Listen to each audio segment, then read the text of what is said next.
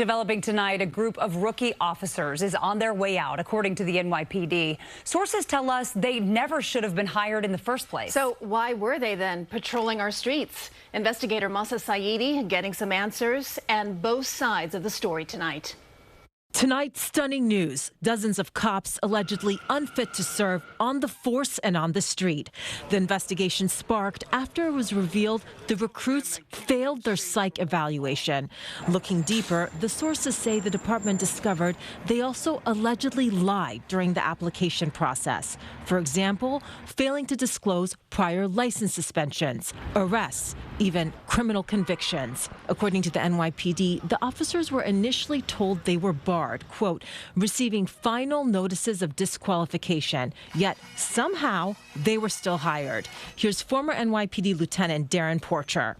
If the allegations are investigated and they're deemed to be credible or quote-unquote true, then these individuals should not be police officers. An NYPD spokesperson says the department was not legally allowed to hire these individuals and was forced to inform them they could no longer continue. But the police officers union pushing back. Quote, these police officers aren't responsible for the NYPD's broken hiring process.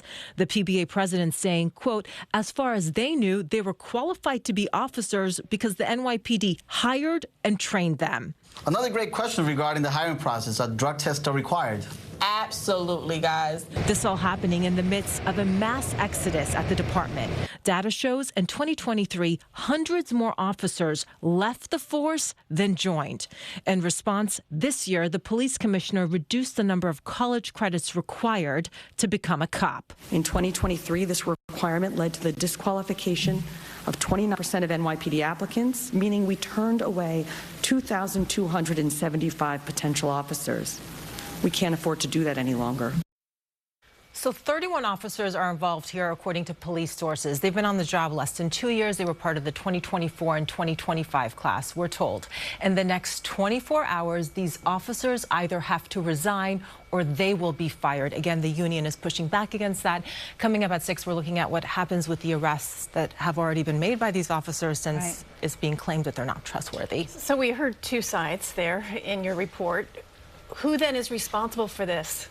So the person in charge of the unit that's in charge of hiring has been transferred out, according to sources, and they are facing disciplinary charges. That's all we know at this hour. But again, we'll be back at 6 with any new information that we learn. All right, Mahsa, thank you for that.